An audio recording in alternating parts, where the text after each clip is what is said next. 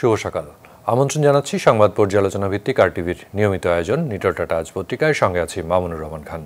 এই অনুষ্ঠানের মাধ্যমে আমরা দেশের উল্লেখযোগ্য জাতীয় দৈনিকের অন্যতম শিরোনামগুলো আপনাদেরকে জানানোর চেষ্টা করি, একই সাথে খবরের পেছনের খবর এবং তা নিয়ে বিশ্লেষণ শুনি। সংবাদ বিশ্লেষণে আজ আমাদের সঙ্গে যোগ দিচ্ছেন গ্লোবাল টেলিভিশনের সিইও সৈয়দ ইশতিয়াক রেজা। আপনাকে স্বাগত জানাচ্ছি। অনেক ধন্যবাদ। ধন্যবাদ আপনাকেও। দর্শক, অনুষ্ঠানটি ফেসবুক এবং ইউটিউবে সরাসরি সম্প্রচার হচ্ছে। ঈদুল আজহার ছুটি শুরু হয়ে যাওয়ায় আজ কোনো জাতীয় পত্রিকার যে প্রিন্ট সংস্করণ তা হয়নি। আজ আমরা পত্রিকার অনলাইন সংস্করণ নিয়ে আলোচনা করব। আলোচনা যাওয়ার আগে আমরা দেশের প্রধান জাতীয় দৈনিকগুলোর অনলাইন সংস্করণের প্রধান খবরগুলো দেখে নিতে চাই। প্রথমে দেখতে পাচ্ছি দৈনিক সমকাল, শিরোনাম দেখছি, বুকের ধন জিম্মি রেখে ঈদ হয় কী করে, পথচে 23 নাবিকের পরিবার। সোমালিয়ায় জলদস্যুদের হাতে যেই জিম্মি, সেই নাবিকদের পরিবারদের নিয়ে এই প্রতিবেদন। গতকালকে কিন্তু নৌ প্রতিমন্ত্রী জানিয়েছেন 1 মাসের মধ্যে হয়তো এই জঙ্গি সংকটের সমাধানের আশা করছেন তিনি। এরপরে দেখছি দৈনিক যুগান্তরের শিরোনাম দেখতে পাচ্ছি, শুরুতে ঈদযাত্রায় স্বস্তি, শেষে দুর্ভোগ উত্তরের পথে। গত সোম এবং মঙ্গলবার আসলে বেশ ভোগান্তিতেই যাত্রাপথে থাকতে হলো যাত্রীদের। এই বিষয় নিয়ে শুনবো নিশ্চয় বিস্তারিত। এরপরে দেখতে পাচ্ছি দৈনিক প্রথম আলো এবং শিরোনাম দেখছি, ভারতে কাশ্মীর কেরালায় চাঁদ দেখা গেছে ঈদ বুধবার। আর বাংলাদেশে শাওয়াল মাসের চাঁদ দেখা যায়নি, ঈদ বৃহস্পতিবার। উপমহাদেশের ভিন্ন দেশগুলোতেই কিন্তু আজকে ঈদ হয়ে যাচ্ছে, কেবল বাংলাদেশ হবে আগামীকালকে। এরপরে দেখছি দৈনিক কালের কণ্ঠের শিরোনাম দেখতে পাচ্ছি, হুমায়ুন আজাদ হত্যা মামলায় মৃত্যুদণ্ডপ্রাপ্ত আসামি নূর গ্রেপ্তার। প্রায় 20 বছর পর সে পলাতক ছিল, দেশের বাইরে ছিল এবং দেশে আসার পর তাকে গ্রেপ্তার করা হয়। দৈনিক বণিক বার্তার শিরোনাম, মার্চে মূল্যস্ফীতি ফের বেড়ে দাঁড়িয়েছে 9.81%, প্রায় 10 ছুঁই অবস্থা। এরপরে দৈনিক আমাদের সময়ের শিরোনাম, বুয়েটে ছাত্র রাজনীতি, শিক্ষার পরিবেশ দুটোই থাকা উচিত। পররাষ্ট্রমন্ত্রী গতকালকে ছাত্রলীগের এক অনুষ্ঠানে ঢাকা বিশ্ববিদ্যালয়ের টিএসসিতে কথা বলেন তিনি। সবশেষে দ্য ডেইলি স্টার শিরোনাম করেছে, বাংলাদেশের digital footprint in the age of social media saturation. বিভিন্ন রকমের শিরোনাম দেখছি। তবে আগামীকাল যেহেতু পবিত্র ঈদ উল ফিতর, এবং এবার আমরা দেখলাম শুরুতে স্বস্তির যাত্রা হলেও, যুগান্তর যেভাবে শিরোনাম করেছে, শুরুতে স্বস্তির যাত্রা হলেও শেষে কিন্তু ভোগান্তিতে পড়তে হয় সাধারণ মানুষকে। বিশেষ করে গার্মেন্টসগুলো ছুটি হওয়ার পরে সোম এবং মঙ্গলবার অতিরিক্ত চাপ পড়ে সড়ক, রেল, এমনকি লঞ্চেও। পদ্মা সেতু চালুর পরে লঞ্চ যাত্রা সেভাবে না হলেও ঈদ কেন্দ্রিক কিন্তু আবারও দেখা গেল। এবং যেটি আমরা দেখলাম যে বিশেষ করে গাবতলী থেকে চন্দ্রা পর্যন্ত এইটুকু পার হতেই 6 থেকে 7 ঘন্টা পার হয়ে গেছে। এমনকি ট্রেনের ছাদে প্রথম দিকে যাত্রী ওঠা একেবারে নিয়ন্ত্রণ করা ছিল, বাস দেওয়া ছিল, সেটাও কিন্তু শেষ বেলায় আর রাখা গেল না। এই বিষয়টিতে যদি আজকের আলোচনা শুরু করেন সৈয়দ ইশতিয়াক রেজা। অনেক ধন্যবাদ। প্রথমেই বলে রাখি যে এবার তুলনামূলকভাবে কিন্তু স্বস্তির যাত্রা হয়েছে কিছুটা হলো। আমি নিজে কমলাপুর রেল স্টেশনে দেখেছি যে দুদিন দাঁড়িয়ে থেকে যে রেলে সেই অর্থে কোনো বড় ধরনের চাপ নেই, শৃঙ্খলার সাথে প্রতিটি ট্রেন গেছে। টাইম 1-2 ঘন্টা হয়তো এদিক সেদিক হয়েছে, 2-1টি ক্ষেত্রে ভালোভাবেই গিয়েছে। পুরো ঝামেলাটা হয়েছে আসলে শেষ 2 দিন, তাও সড়ক পথে। মূলত সড়ক পথে এটা হওয়ার কারণটা আগে থেকে চিহ্নিত করা গেছে। দেশের 155টি স্পটে ঝামেলা হবে এটা তারা চিহ্নিত করতে পেরেছিলেন। এর মধ্যে সবচেয়ে বড় যে জায়গাটি গোলযোগ হবে বলে ধরে নেওয়া হয়েছিল সেটাই ঘটেছে, অর্থাৎ গাবতলী থেকে চন্দ্রাপুর। এই জায়গাটিকে তারা ধরে নিয়েছিলেন যে সবচেয়ে বড় ঝামেলা হবে, এবং তাই হয়েছে। এর কারণ হলো যে এখানে সবচেয়ে বেশি গার্মেন্টস কারখানা আছে, এবং কথা ছিল যে গার্মেন্টস কারখানাগুলো আগে ভাগেই ছুটি দিবে অথবা পর্যায়ক্রমে ছুটি দিবে, কিন্তু দেখা গেল বাস্তবতার সঙ্গে মানা সম্ভব হয়নি। শেষ সময় একেবারে একসাথে প্রতিটা গার্মেন্টস এর কর্মীদের বোনাস এবং বেতন পরিশোধ করা হয়েছে, এবং তারা সবাই একসাথে নেমে গেছে। একটা শহর বা শহরতলির উপর শহর থেকে প্রায় 1.20 কোটি, কেউ বলছেন 1.5 কোটি মানুষ বেরিয়ে যাবে। এটা খুব স্বাভাবিক, একটা চাপ তো তৈরি হবে। সেই চাপ মোকাবেলায় এবার অনেক ধরনের ব্যবস্থা নেওয়া হয়েছে। যেমন ট্রেনের ক্ষেত্রে যে ব্যবস্থা ছিল যে আগেভাগে টিকিট দেওয়া হবে এবং মানুষকে জানিয়ে দেওয়া হবে যে ট্রেনের টিকিট শেষ হলে মানুষ বিকল্প দিবে, সে অনুসারে ট্রেনের জন্য মানুষ ছাদে আর ভ্রমণ না করে বিনা টিকিটে ভ্রমণের চেষ্টা না করে, কিন্তু সেটা কিন্তু রক্ষা যায়নি। তবে আমি রেল সচিবের সাথে কথা বলেছিলাম আপনাদের RTVর একটি অনুষ্ঠানেই, তিনি সেখানে বলেছিলেন যে শেষ সময়ে যদি মানুষ অতিরিক্ত চলে আসে তারা বাধা দিবেন না, এই কারণে যে শিশু থাকে, নারী থাকে এবং বল প্রয়োগ করতে গেলে একটা বিশ্রী পরিস্থিতি তৈরি হবে এবং মানুষ যেহেতু আনন্দ করতেই যাচ্ছে তারা সেখানে সেইভাবে মানে কষ্ট করে হলেও যেন তারা পরিবারের কাছে গন্তব্যে যেতে পারে, এই ধারণাটা তারা রেখেছিলেন এবং সেই কারণে শেষ মুহূর্তে কিন্তু ট্রেনে আমরা দেখেছি যে ছাদেও মানুষ ভ্রমণ করছে। সড়কের কথাটা আপনি জানেন যে সড়কে অনেকদিন থেকে এই চাপটা রয়েছে এবং এটা শুধুমাত্র স্বাভাবিক ঈদের সময় না, নর্মাল সময় আমরা বেশ কিছু রাস্তায় জ্যাম দেখতে পাই। এর মধ্যে চন্দ্রা জায়গা, তো আপনি জানেনই এটা সবসময় একটা জ্যামের মধ্যে থাকে। এটি দূর করা গেল না। একটা তো বললাম এই গার্মেন্টস এর ছুটিগুলো প্রপারলি হলো না। আরেকটা হলো আমাদের সড়ক বিভাগও এখানে কিন্তু রাস্তাগুলোকে ঠিক যতটা চড়া করা দরকার সেই চেষ্টা করতে গিয়ে প্রায় 8-10 বছর ধরে এখানে শুধু নির্মাণ কাজই চলছে। এই নির্মাণ কাজ সেতু মন্ত্রীর নির্দেশে আপাতত বন্ধ আছে, কিন্তু রাস্তা তো ছোট হয়ে আছে, এবং যেটা হয় বেশ কিছু ত্রিচক্র যান, তারপরে হলো পুরনো বাসকে রং করে নতুন করে রাস্তায় নামানো, এগুলোর স্পিড উঠে না, কোথাও কোথাও নষ্ট হয়ে যায়।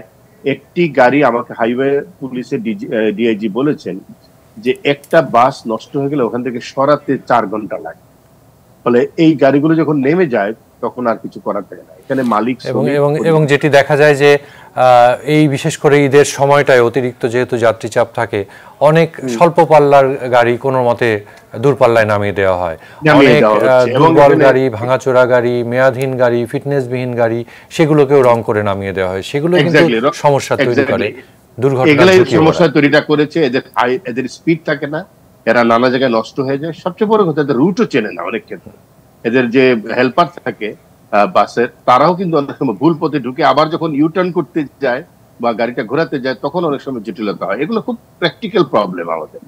হাইওয়ে পুলিশ এবার প্রযুক্তি ব্যবহার করেছে, ড্রোন ব্যবহার করেছে, অ্যাপস ব্যবহার করেছে এবং সড়ক মন্ত্রণালয়কে আমরা দেখেছি যে নানা ধরনের উদ্যোগ নিয়েছে, কিন্তু তারপরেও যেটা বাস্তবতা সেটাই ঘটেছে। আমাদের গতবারের তুলনায় বা তার আগের বারের তুলনায় উন্নত হয়েছে, কিন্তু আমরা পুরো স্বস্তি বলতে পারি না যে হয়েছে।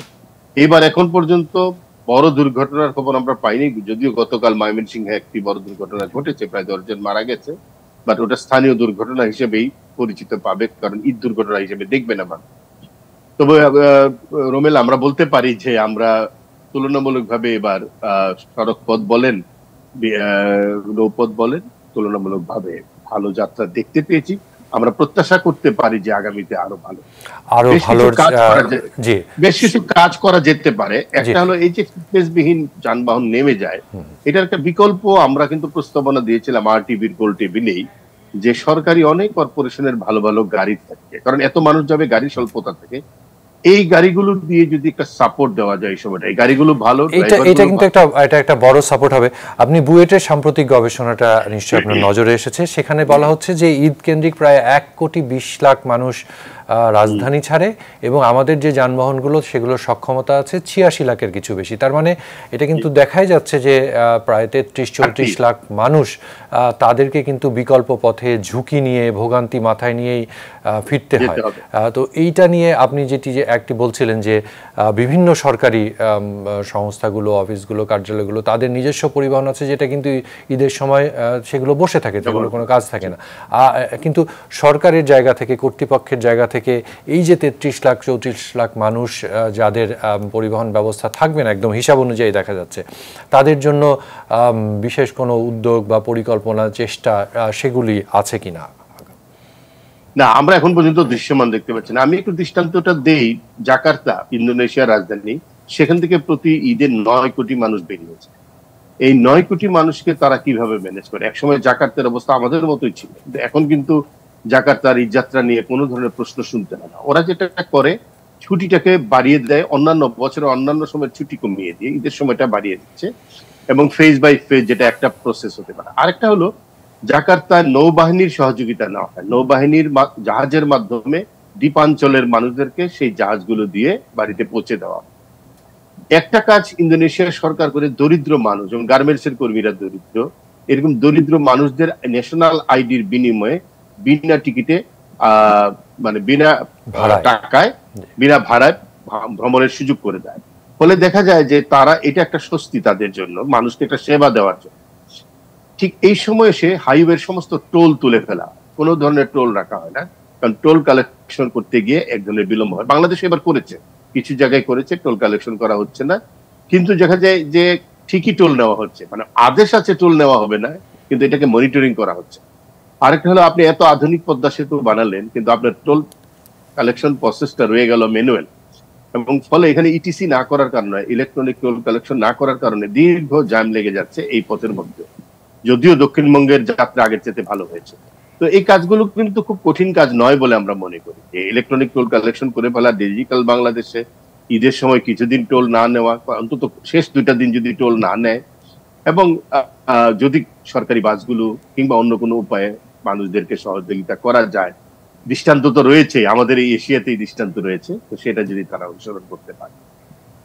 আপনি মনিটরিং এর কথা বলছিলেন, আমরা যেটি দেখি যে ঈদযাত্রা বা যে কোনো এরকম উৎসব পার্বণে যেটি দেখা যায় যে যানবাহনের অতিরিক্ত ভাড়া আদায়, এবার সেই অভিযোগটা বেশ ছিল, এবং এবার দেখা যাচ্ছে যে কোনো জায়গায় 3 গুণ পর্যন্ত বা তার চেয়েও বেশি ভাড়া আদায় করা হয়েছে, এবং আচরণটাও ছিল বেপরোয়া, আসলে আসেন না হলে নাই, এই ধরনের একটা বিষয়। আমরা জানি যে এই সময়গুলোতে কিন্তু সংস্থাগুলো অর্থাৎ বিআরটিএ থেকে পুলিশ, র্যাব সকলেই মাঠে থাকে, সোচ্চার থাকে, তাদের চোখের সামনে এরকম করে হাক ডাক দিয়ে 3 গুণ 4 গুণ ভাড়া নিয়ে যাত্রীদের পকেট কাটা হয়। এটি কিভাবে, তাহলে নজরদারিটি কোথায় থাকে? না, কোনো নজরদারি নেই। আমি একজনকে চিনি, তিনি মাত্র 200 টাকার ভাড়া 1800 টাকায় গিয়েছেন, ফলে 9 গুণ ভাড়া দিয়ে গিয়েছেন। তো এটা কিছু করে না। এবং যত ধরনের নৈরাজ্য, উশৃঙ্খলতা, এটা আপনি দেখতে পাবেন হলো সড়ক পথে। সড়ক পথে এরা মাফিয়াদের দখলে, এবং মালিক শ্রমিকের একটা ঐক্য আছে নৈরাজ্যের পক্ষে, এবং এখানে ক্ষমতা কেন্দ্র থেকে তাদের প্রতি প্রশ্রয় আছে, এবং এরা কাউকে কোনো ধরনের তোয়াক্কা করে। এদের ভয়ে সরকার সড়ক আইনটাই বাস্তবায়ন করতে পারেনি, সরকার এদেরকে সমঝে চলে, ভয় পায়, সরকার এদের তোষামত করে, ফলে এদেরকে পুলিশ এবং অন্যান্য কর্তৃপক্ষ আসলে অন্য চোখে দেখে। তাই সড়ক পথের লোকজন যা ইচ্ছা তাই আচরণ করে মানুষের সাথে, এবং এর ব্যাপারে পুলিশ নির্বিকার। এবং এটা বড় কয়েকটা কারণের একটা হলো, যেটা আমি বললাম, যে ক্ষমতা কেন্দ্র থেকে এদের প্রতি প্রশ্রয়, কারণ এরা ভয়ঙ্কর উচ্ছৃঙ্খল, এবং এই উচ্ছৃঙ্খলতার প্রতি রাজনৈতিক সমর্থন আছে বিভিন্ন জায়গায়। আরেকটা হলো, পুলিশ বলেন, সরকারি কর্মকর্তা। আমরা পরিবহন খাতের এই যে অবস্থাটি আপনি বলছিলেন সেগুলো নিয়ে আরো শুনতে চাই, তবে একটু এই মুহূর্তে আমরা একটু আজকের মহাসড়কের যে পরিস্থিতি সেটা একটু দেখে আসতে চাই। আপনি যেটি বলছিলেন যে সোম এবং মঙ্গলবার রাজধানী থেকে বের হতে চন্দ্রা সবচেয়ে বেশি ভোগান্তির স্পট ছিল, সেখানে আজকের কি অবস্থা সেটি একটু দেখতে চাই। আমাদের সহকর্মী কামাল হোসেন বিপ্লব রয়েছেন সেখানে। আপনি তো গত 2 দিন বা তার আগে থেকেই ওইখানের খবর আমাদের দিচ্ছিলেন। সোম এবং মঙ্গলবার যেই চাপ ছিল, আজ কি অবস্থা দেখছেন?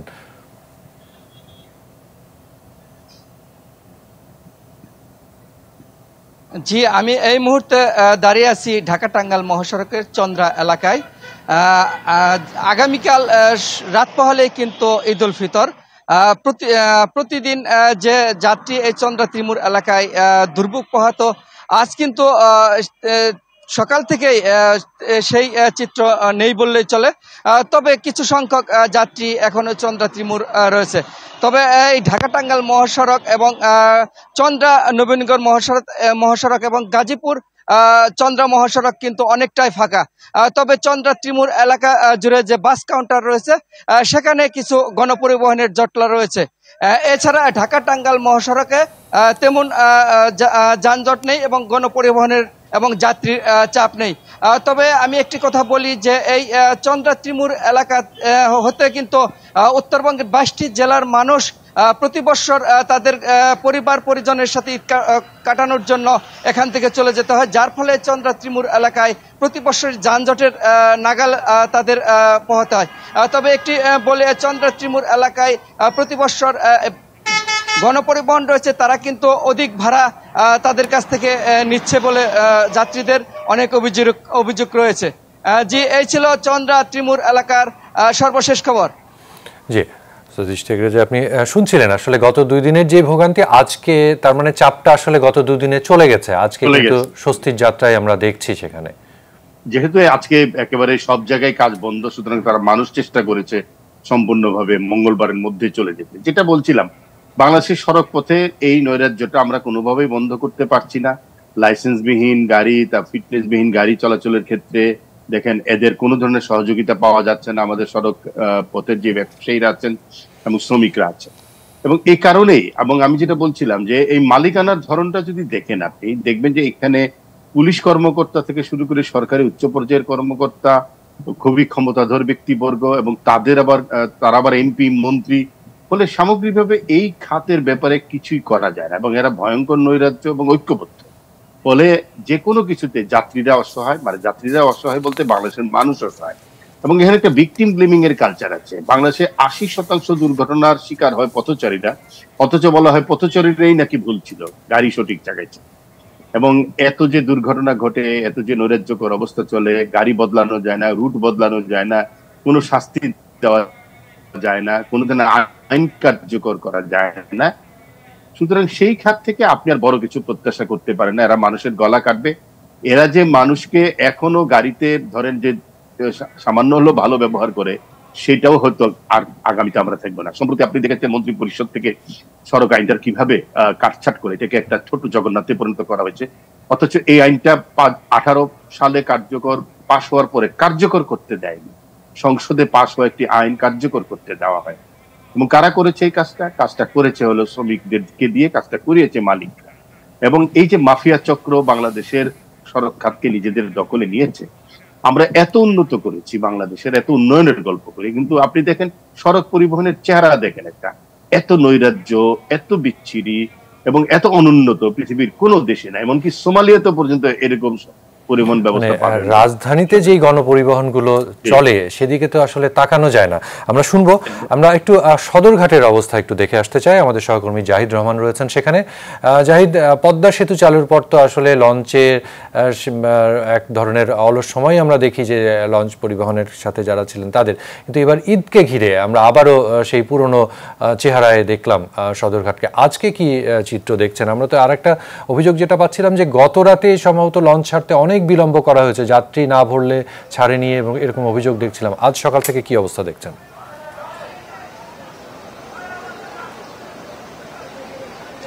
আপনি জানেন যে আজকে রাত পোহালেই, অর্থাৎ আগামীকালকে ঈদ উল ফিতর পবিত্র, এবং শেষ মুহূর্তে যারা ঢাকা ছাড়ছেন বিশেষ করে তারাই কিন্তু লঞ্চ ঘাটে এসেছেন, বিশেষ করে দক্ষিণাঞ্চলে যারা রয়েছেন। এবং আপনি জানেন যে ঈদ উপলক্ষে দিন রাত সবসময় লঞ্চগুলো চলে, এবং তাদের যে স্বাভাবিক যে লঞ্চ শিডিউল থাকে তার চেয়ে বাড়তি শিডিউলভাবে আরও বেশি চলে। আপনাকে যদি আমি দেখাতে চাই, আপনি দেখতে পাচ্ছেন যে আমার পেছনে ঠিক কয়েকটি লঞ্চ এখানে দাঁড়িয়ে রয়েছেন, যারা যাত্রী পূর্ণ করে অনেকক্ষণ ধরে দাঁড়িয়ে রয়েছেন। যাত্রীরা এখানে অভিযোগ করছেন যে অনেকক্ষণ বড় যাত্রী সকাল 8টার সময় এই লঞ্চটি ছেড়ে যাওয়ার কথা থাকলেও এখন পর্যন্ত ছেড়ে যাচ্ছে না। আপনি দেখতে পাচ্ছেন যে এই যে যাত্রীরা যে এখানে অপেক্ষা করছেন, এবং দেখতে পাচ্ছেন যে ছাদে এবং ভিতরে প্রত্যেকটা জায়গায় আসলে যাত্রীরা এখানে অপেক্ষা করছেন। এবং বিশেষ করে এই যে বিভিন্ন লঞ্চ যেগুলো যাত্রী নামিয়ে দিয়ে আবার এসেছেন, তারাও ঘাটে আসলে ভিড়তে পারছেন না। এখানে অনেকগুলো লঞ্চ ছেড়ে নেওয়া যায়। আপনি দেখতে পাচ্ছেন যে এই লঞ্চটি এখনই ছেড়ে যাওয়ার জন্য আপনার ইতিমধ্যেই যেখানে আপনি দেখতে পাচ্ছেন যে সেই ছেড়ে যাওয়ার জন্য আপনি এই করে তারা এখানে অপেক্ষা করছেন। এবং এই যে লঞ্চ পিছনে দেখতে পাচ্ছেন আরেকটি লঞ্চ যেটি কিছুক্ষণ আগে ছেড়ে যাচ্ছে, এবং দেখতে পাচ্ছি যে এই লঞ্চটিও এখন ছেড়ে যাবে, এবং একটি লঞ্চের সাথে আরেকটি আটকে যাওয়ায় এখানে যে যাত্রীদের যে চাপ বাড়তি রয়েছে লঞ্চগুলোতে, বিশেষ করে যারা অনেকক্ষণ দীর্ঘক্ষণ ধরে অপেক্ষা করছেন তাদের বাড়িতে, গ্রামের বাড়িতে যে তারা পরিজনের সাথে ঈদ করার জন্য, সেটি আসলে তারা অপেক্ষার আসলে প্রহর তাদের খুব কষ্ট দিচ্ছে, যে তারা অনেকক্ষণ ধরে অপেক্ষা করছেন এবং তারা অভিযোগ করেছেন যে অনেকক্ষণ সময় হলো চায় না, এবং কিছুক্ষণ আগে এখানে নৌ পুলিশের সহায়তায় লঞ্চটিকে ছাড়ার ব্যবস্থা হয়েছে। আপনি দেখতে পাচ্ছেন যে এইমাত্র সেই লঞ্চটিও এখান থেকে ছেড়ে গেল। জাহিদ রহমান, আপনি খবর রাখতে থাকেন, নিশ্চয় পরবর্তীতে আপনার মাধ্যমে আরো আপডেট আমরা জানবো। সৈয়দ ইশতিয়াক রেজা, যে আপনি দেখছিলেন, একটি হচ্ছে যে যাত্রীদের দুর্ভোগ আছে, দীর্ঘ সময় অপেক্ষা, কখন ছাড়বে সেটি ঠিক নেই। আরেকটি যেটি আমরা ছবিতেই দেখছিলাম যে এই যে অরাজকতা, আসলে এক ধরনের মনে হয় যে অনেক সময় যে ভাগ্যের জোরে বেঁচে এগুলো চলে যায়, কিভাবে একটির সাথে আরেকটি ধাক্কা লাগে, কিভাবে যাবে, এবং লঞ্চগুলোর ক্ষেত্রেও তো একই বিষয়, মেয়াদহীন লঞ্চ, ফিটনেসবিহীন, নকশা পরিবর্তন করে বড় করে সেটিকে নামিয়ে দেওয়া হয়। আসলে এই খাতেও তো আমরা নজরদারি সেরকম দেখি না। না, নৌ পরিবহন খাত তো নৈরাজ্য, এবং সেখানে কিন্তু একই কাণ্ডগুলো হয়েছে, কোনো আইনের প্রয়োগ নেই, আইন আছে একরকম, বাস্তবায়ন করছে একরকম। এবং এখানকারও যদি নেতৃত্বের দিকে তাকান আপনি, নৌ পরিবহন মালিক সমিতির, এরা ভয়ঙ্কর ক্ষমতাশালী এবং এদের যোগাযোগ আছে উচ্চ পর্যায় পর্যন্ত, এবং এরা বড় বড়, এবং এরা শাসক দলের নেতা, এরা সরকারি দল করে, বলে এদেরকেও কিছু করা যায় না। বাংলাদেশে তো এটা একটা বড় কাঠামোগত সমস্যা যে রাজনৈতিক ভাবে ক্ষমতাধর হলে আর কিছু করা যায় না। নৌ পরিবহন খাতে যে সমস্যা হয়েছে সেটা হলো বেশ কিছু বড় বড় দুর্ঘটনা হয়েছে, এখন পর্যন্ত অনেক মানুষ মারা গেছে, কিন্তু আপনি দেখবেন কোনো বিচার নাই। কিন্তু বিচারিক প্রক্রিয়াটা এত জটিল এবং দীর্ঘায়িত, এবং এই যে বিচার না হওয়ার সংস্কৃতির কারণেই কিন্তু আমরা দেখতে পাই যে এই খাতেও কিন্তু শৃঙ্খলা আনা যাচ্ছে না। পদ্মা সেতু চালুর পরে তারা কিছুটা দমে গিয়েছিল, কিন্তু ঈদের সময় একটা চাপ থাকে, ঠিকই দেখেন তাদের আসল ব্যবহার বেরিয়ে গেছে, তাদের আসল চিত্রটা বেরিয়ে গেছে। এবং ক্ষুদ্র ছোট ছোট যে রুট যেগুলো, যেখানে লঞ্চ যেতেই হয়, সেসব জায়গায় কিন্তু নৈরাজ্যগুলো এখন পর্যন্ত রয়ে গেছে। বিশেষ করে পানগাঁও থেকে, কিংবা ধরেন সদরঘাট থেকে মুন্সিগঞ্জ পর্যন্ত, কিংবা ধরেন চাঁদপুর পর্যন্ত। জি, আমরা একটু খবর নিতে চাই। আমরা সড়ক এবং নৌয়ের খবর নিলাম, একটু রেল যাত্রার আজকের পরিস্থিতি একটু এই মুহূর্তে দেখে আসতে চাই। আমাদের সহকর্মী সাকিবুর রহমান রয়েছেন কমলাপুরে। আজকের কি চিত্র দেখছেন? গত দুদিন তো আমরা দেখলাম যে শুরুতে যে শৃঙ্খলা রাখা গেছিল, গত দুদিন ছিল না, আজ কি অবস্থা সাকিব? আসলে আজকে কিন্তু একেবারে স্বস্তিতে ট্রেনের যে যাত্রা সেটি শুরু হয়েছে। সকাল থেকে কোনো ধরনের শিডিউল বিপর্যয় হয়নি। আমরা দেখেছি যে সকালবেলার যে রংপুর এক্সপ্রেস সেটি 9টা 10 মিনিটে ছেড়ে যাওয়ার কথা ছিল, ঠিক 9টা 10 মিনিটেই কিন্তু ট্রেনটি ছেড়ে যায়। এবং এই যে ট্রেনটি এখন এখানে প্ল্যাটফর্মে রাখা রয়েছে সেটি ঢাকা জামালপুর এক্সপ্রেস, এটির সময় দেয়া আছে 10টায়। এবং আমরা যারা এখানকার বাণিজ্যিক কর্মকর্তা রয়েছে, ঢাকা বিভাগীয় বাণিজ্যিক কর্মকর্তা, তার সঙ্গে কথা বলেছি। তিনি বলেছেন কোনো ধরনের শিডিউল বিপর্যয় হচ্ছে না, মানুষ স্বস্তিতে যাচ্ছে। যাত্রী যারা রয়েছেন, যারা ঈদের আনন্দ উপভোগ করতে গ্রামের বাড়িতে যাচ্ছেন, তাদের সঙ্গে কথা বলেছি। তারাও বলছেন যে আজকে খুব স্বাচ্ছন্দ্যে তারা ট্রেনে করে তাদের গন্তব্যে যাচ্ছেন, যে খুব সুন্দরভাবে তারা গন্তব্যে যেতে চান, পরিবারের সঙ্গে ঈদের আনন্দ ভাগাভাগি করতে চান। আমরা যদি বাসের চিত্রটা একটু বলি, আমরা আসার পথে আরামবাগে দেখেছিলাম যে বাসের যে কাউন্টারগুলো, সেখানে কিন্তু প্রচুর বাস রাখা রয়েছে, কাউন্টারে লোকজন রয়েছে, কিন্তু সেই তুলনায় বাসে কিন্তু আমরা যাত্রী এখন পর্যন্ত দেখিনি। যদিও আমরা গতকালকেও কয়েকটি বাস টার্মিনালগুলোতে দেখেছিলাম যে অতিরিক্ত ভাড়া আদায় করেছে এমন অভিযোগ আদায় এবং অতিরিক্ত যাত্রী চাপ এবং সড়কে অতিরিক্ত চাপও ছিল গতকালকে, কিন্তু আজকে পরিস্থিতি আমরা দেখছিলাম অনেকটাই স্বস্তির শেষ দিনে এসে। সৈয়দ ইশতিয়াক রেজা, আপনি দেখছিলেন, আমরা শুনতে চাই আরও, তবে তার আগে আমাকে একটি বিরতিতে যেতে হচ্ছে। বিরতি থেকে ফিরে নিশ্চয়ই আপনার কাছ থেকে বিশ্লেষণ শুনবো। দর্শক, আশা করি আপনারা সঙ্গে থাকবেন।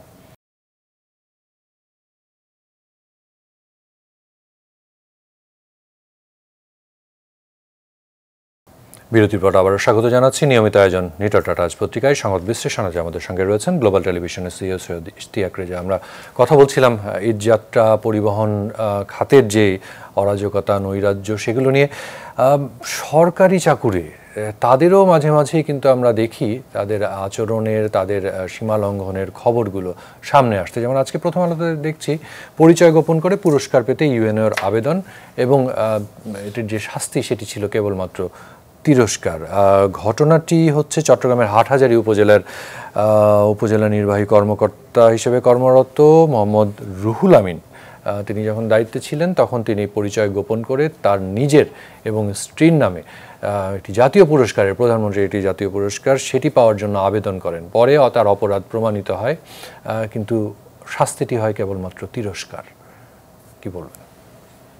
এটা ওই যে ট্রেড ইউনিয়নিজম ঢুকে গেছে আমাদের প্রফেশনাল ক্যাডারগুলোর ভিতরে, সার্ভিস ক্যাডারগুলোর ভিতরে। আমরা যে বলি ক্যাডার সার্ভিস, এগুলো ক্যাডারে পরিণত হয়েছে, বিশেষ করে বিসিএস প্রশাসন ক্যাডার। ওরা নিজেদের ভেতরকার বিষয়গুলো এইভাবেই ধামাচাপা দিয়ে রাখে, একে অন্যকে প্রোটেকশন দেয়। আপনি মনে থাকবার কথা, বরিশালে একজন স্থানীয় সরকার প্রতিনিধির সাথে ইউএনওর ঝামেলার পরে প্রশাসন ক্যাডারের প্রধান কি ভয়ঙ্কর ভাষা ব্যবহার করেছিলেন, যে ভাষা কোনো সরকারি কর্মকর্তা ব্যবহার করতে পারেন না। কিন্তু তার কিন্তু কিছু হয় না, বরং তিনি প্রমোশন পেয়েছিলেন এই ভাষা ব্যবহারের কারণে। সাবেক মন্ত্রিপরিষদ সচিবরা এই বিষয়ে কথা বলেছেন যে তাদের চাকরি জীবনে তারা কোনোদিন কোন সরকারি কর্মকর্তার মুখের ভাষা, লিখিত ভাষা এরকম দেখেন নাই, কিন্তু তারপরে সেটা হয়েছে। কয়দিন আগে খাগড়াছড়ির থানচির একজন ইউএনও তার সাবেক কর্মস্থল লক্ষ্মীপুরের পৌরসভার মেয়রকে গালিগালাজ করে একটা অডিও আমাদের কাছে হাতে এসেছে, এবং সেটা কিন্তু সরকারের উচ্চ পর্যায়ের কর্মকর্তারা জেনেছেন, স্থানীয় সরকার মন্ত্রীও জেনেছেন। যেই ভাষা আপনি চিন্তা করতে পারবেন না যে এরকম ভাষা কেউ ব্যবহার করতে পারে, কিছুই হয়নি। তা সাংবাদিকদের গালি দিয়েছিল মনে আছে একজন কর্মকর্তা, তাকে শুধু বদলি করা হয়েছে। আরেক জেলা প্রশাসক রংপুরের, তিনিও যে ভয়ঙ্কর ভাবে সাংবাদিক ধরে এনে রাতের বেলা মোবাইল কোর্ট সাজিয়ে সাজা দিয়েছিলেন, তারও কিন্তু প্রমোশন হয়েছে। তথ্য চাওয়ায় সরকারি আইনে আছে, তথ্য অধিকার আইনে তথ্য চাইতে হবে, সেখানে তথ্য অধিকার আইনে চাওয়ায় তারও কিছু হয়। আমাদের মাঠ পর্যায়ের সিভিল প্রশাসনের কর্মকর্তারা দানব হয়ে উঠেছে। এটা করোনার সময় আমরা দেখেছি নারায়ণগঞ্জে, আমরা দেখেছি যশোরে 2 মহিলা, এবং আরো অন্যান্য জায়গায়। নারায়ণগঞ্জের ঘটনা তো ভয়ঙ্কর, একটা পরিবারকে বাধ্য করেছে তার গয়না গাটি জমি জিরাত বিক্রি করে মানুষকে খাওয়ানোর জন্য। এটা কি ধরনের শাস্তি হতে পারে? যার আর্থিক সামর্থ্য নাই তাকে বাধ্য করছে, দরকার হয় গয়না গাটি বিক্রি করে। তিনি স্ত্রীর 70 ভরি গয়না বিক্রি করে সেই সময় মানুষকে খেয়েছিলেন, কারণ ম্যাজিস্ট্রেট বলছে খাওয়াতে হবে, না তো 20 বছরের জেল দেওয়া হবে। তো এই হলো আমাদের মাঠ পর্যায়ের, এবং এদের কিছু হয় না, কিছু হয় না। এরা একটা দানব হয়ে উঠেছে।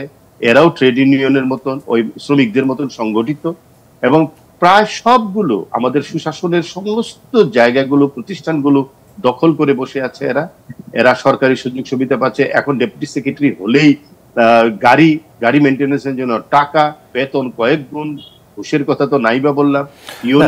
এবং তাহলে নজরদারির ব্যবস্থাটি কোথায়? আমরা তো বরং দেখছি যে যে প্রচলিত আইন, তাতে করে সরকারি দায়িত্ব পালনের সময় ফৌজদারি অপরাধের জন্য একজন জনপ্রতিনিধিকে কিন্তু গ্রেপ্তার করা যায়, কিন্তু সরকারি চাকুরে হলেই তাদের বেলায় অনুমতির বিধান। এ কেমন আইন?